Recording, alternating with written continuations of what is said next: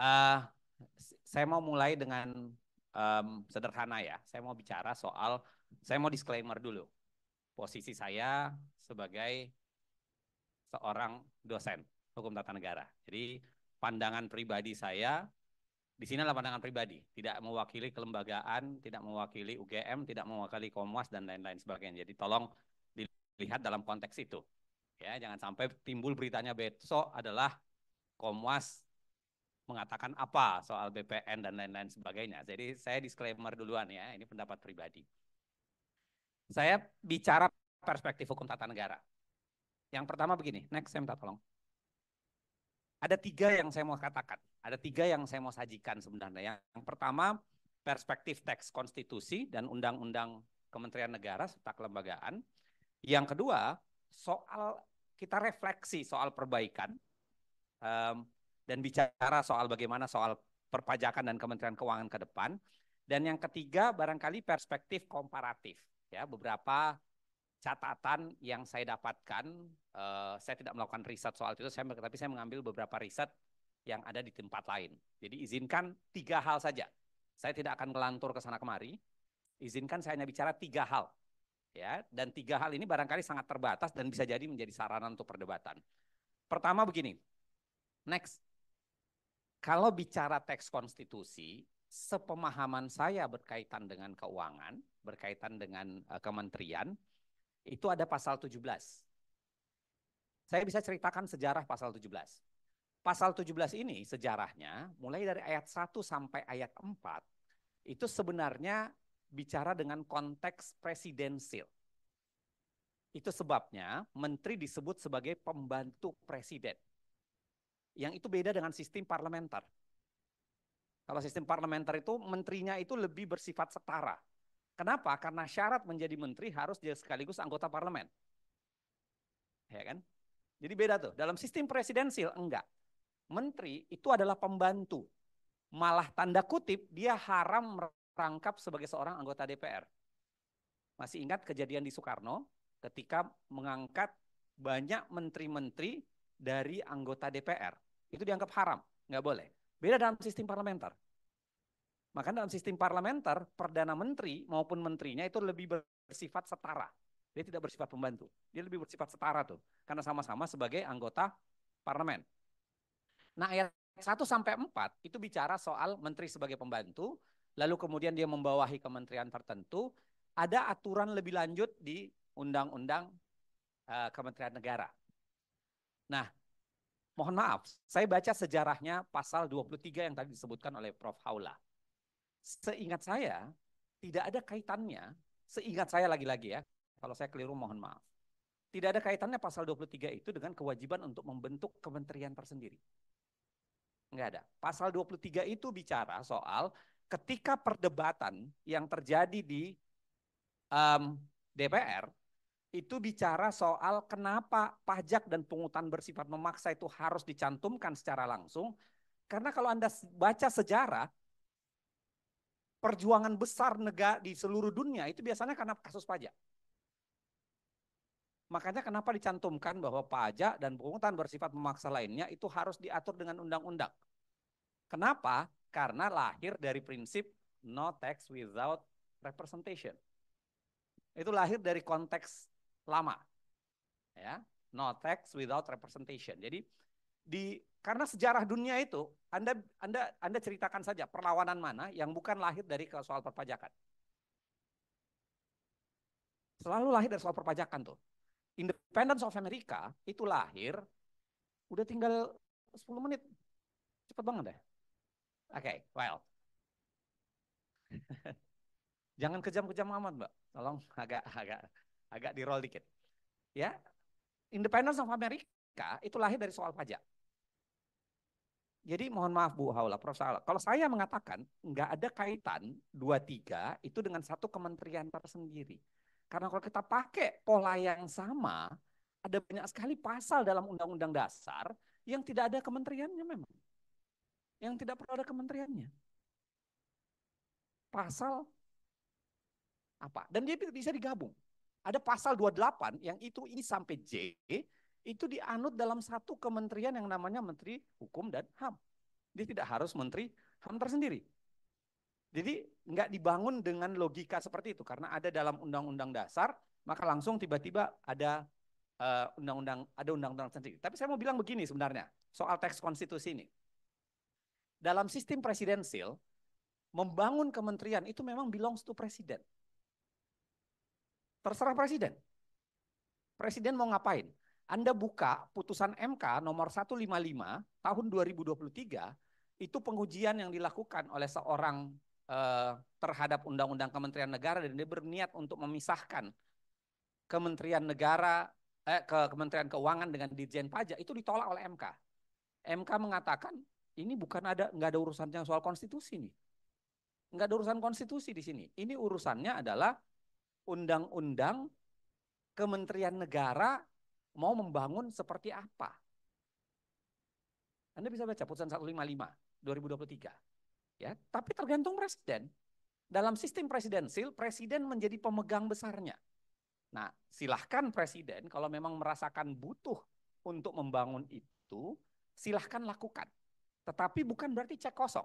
Silahkan buka Undang-Undang Kementerian Negara. Next. Di Undang-Undang Kementerian Negara itu ada beberapa pasal. Ya, kecuali kalau kita bilang Undang-Undang Kementerian Negara nggak penting. Pasal 13 itu pasal 13 dan pasal 18 itu bicara soal dua hal. 13 itu bicara soal membentuk kementerian, pasal 18 itu bicara soal pengubahan kementerian. Tapi lalu sama.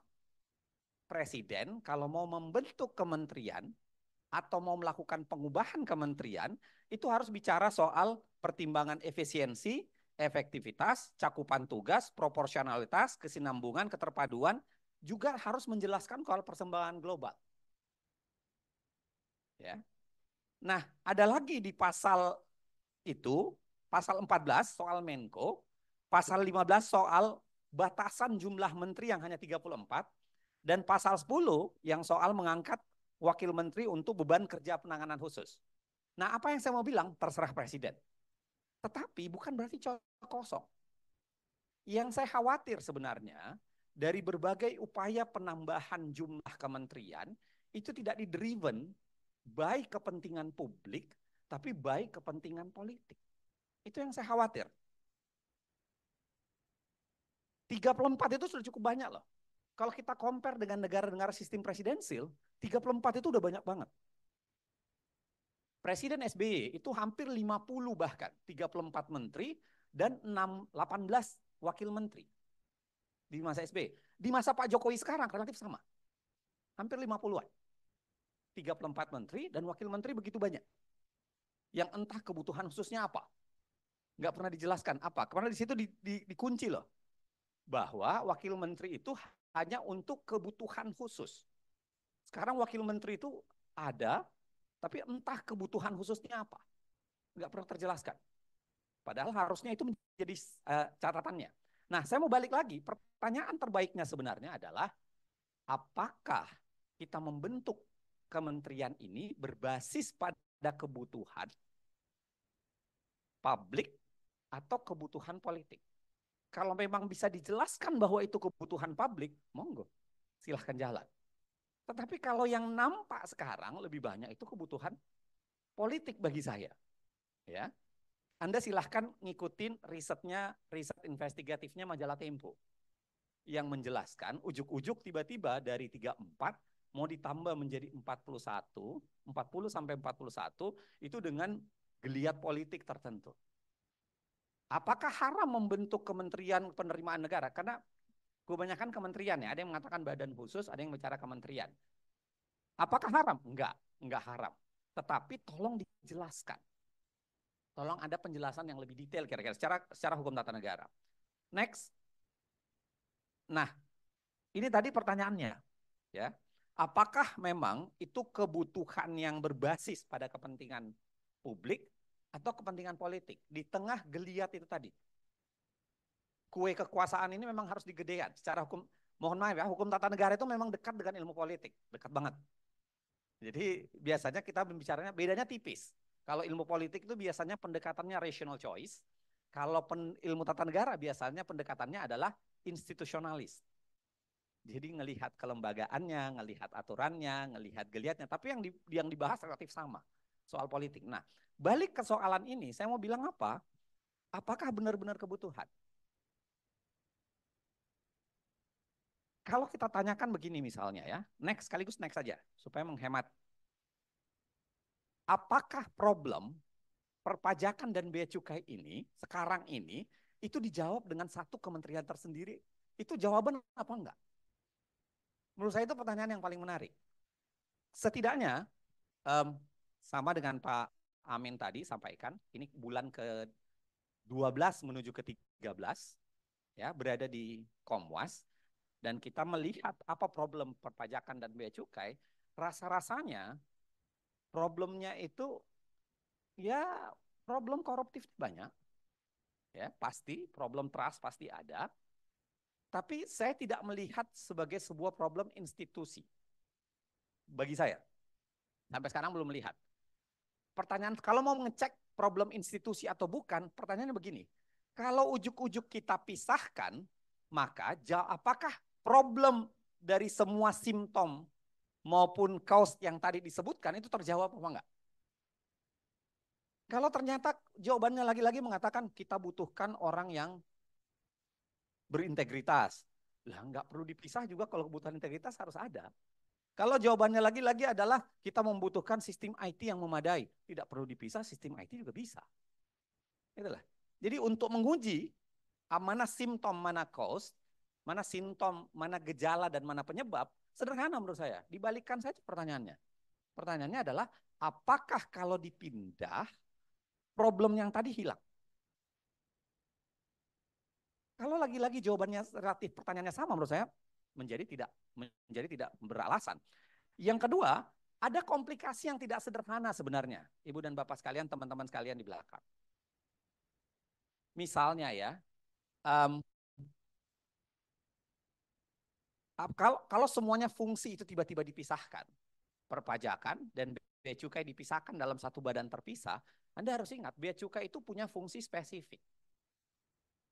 Kalau cukai barangkali masih bisa dimasukkan dalam struktur pajak penerimaan negara. Tapi kok kepabeanan, dia punya fungsi yang agak sedikit berbeda. Next, bisa dilihatin barangkali. Next aja. Waktu saya tinggal 3 menit soalnya. Ada fungsi yang lebih spesifik, yaitu apa? Proteksi dan melindungi masyarakat dari penyelundupan dan perdagangan ilegal. Jadi fungsi untuk melakukan pembatasan gitu. Dan itu saya kira nggak bisa dibayangkan kalau dipisahkan langsung tiba-tiba pada badan penerimaan tersendiri. Bagaimana dengan fungsi kepabeanan? Mau ditaruh di mana nih? Apakah berarti khusus kepabeanan dipisahkan lagi? Atau kemudian ditaruh di Kementerian Keuangan tetap? Hanya pajak dan cukai misalnya yang dilempar ke badan penerimaan itu. Ada komplikasi yang tidak sederhana, ya. Next. Ini next aja. Waktu saya sedikit. Nah, komparatif juga sederhana. Beberapa komparatif saya mau bilang bahwa kalau kita lacak masing-masing negara, ada banyak sekali negara yang sudah menerapkan dan membangun konsepnya, ya pengalamannya memang beda-beda. Dan tidak ada yang satupun yang mengatakan mereka yang paling berhasil. Hanya mereka yang berhasil, yang lain nggak berhasil. Next, silahkan lihat. Misalnya kalau kita studi, beda-beda. Ada 5 tipe besar ini. Ada unified semi-autonomous body, ada unified semi-autonomous body dan with formal board. Nah, Indonesia itu menggunakan model yang SDMOV ini, MOV, ya, yang single directorate under Ministry of Finance. Ada lagi yang multiple directorate under Ministry of Finance, ada yang betul-betul independence body. Tapi pengalaman masing-masing ini nggak ada yang bisa dianggap sebagai pengalaman yang sangat berhasil. Karena semua punya pengalamannya masing-masing dan semua punya problemnya masing-masing. Plus minusnya ada semuanya. Itu yang saya katakan. Jadi kalau ujuk-ujuk hanya sekedar untuk mengatakan menyimpulkan dengan memisahkan itu menyelesaikan semua masalah? Saya kira tidak. Next aja. Ini tadi sama, kurang lebih sama. Next. Next. Nah, gini nih. Apa yang saya mau bicarakan sebenarnya dari kesimpulan sederhana? Lagi-lagi ini opini pribadi. Saya tidak akan mewakili kelembagaan. Ini perspektif hukum tata negara, politik, dan bagaimana cara melihat sebenarnya struktur bangunan hukum, konstitusi, dan undang-undang yang ada. Kalau ditanya, apakah presiden punya kewenangan untuk membentuk kabinet, membentuk kementerian tersendiri?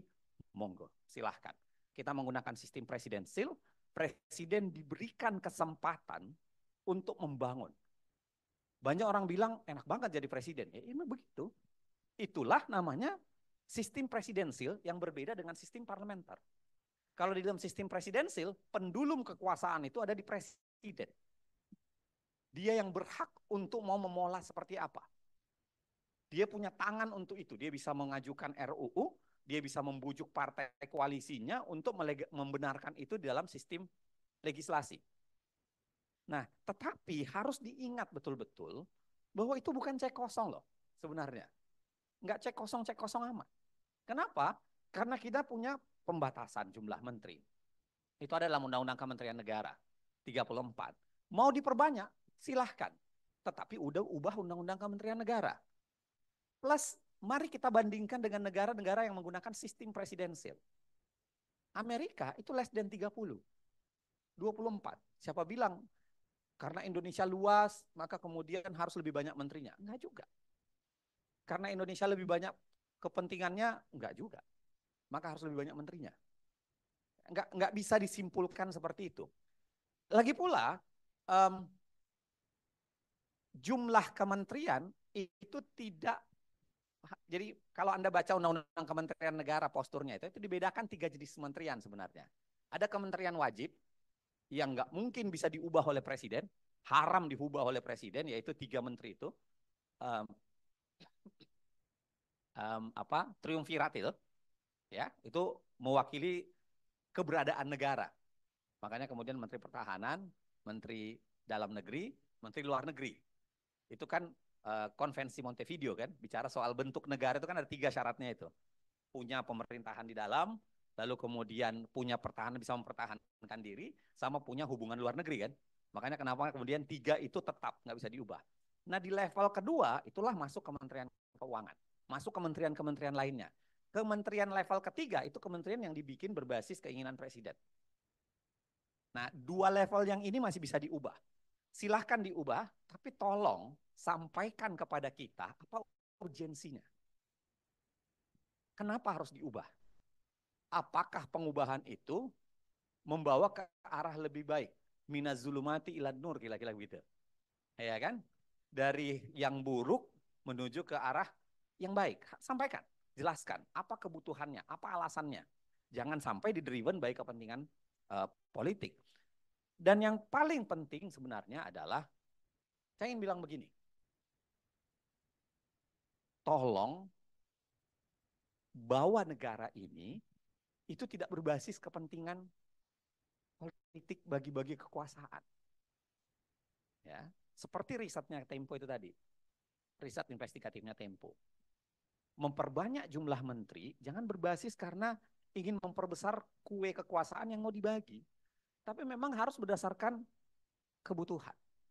Harus berdasarkan apa yang mau dicapai. Dan rasanya saya kira mari kita coba membedakan antara apa faktor personal dengan faktor institusional. Ya, apakah memang ini faktor personal, faktor institusional, dan faktor struktural? Itu 3 hal yang kira-kira menjadi penting untuk kita diskusikan. Lagi-lagi ini pengantar, bebas untuk didiskusikan. Ini bukan kitab suci yang saya sampaikan, ini pandangan pribadi, bukan zalikal kitabul la raiba fihi hudal lil muttaqin, nggak begitu. Tapi saya kira, saya pengen kita obrolin secara bebas dengan berbasis, lagi-lagi berbasis teori dan ilmu pengetahuan. Saya tutup di sini. Wallahu muwaffiq ila aqwamit thoriq. Assalamualaikum warahmatullahi wabarakatuh. Waalaikumsalam warahmatullahi wabarakatuh. Terima kasih Dr. Zainal atas paparannya. Pada intinya tadi Dr. Zainal menyoroti ada 3 perspektif ya yang perlu dipertimbangkan dalam pembentukan badan, yaitu perspektif teks konstitusi dan kelembagaan.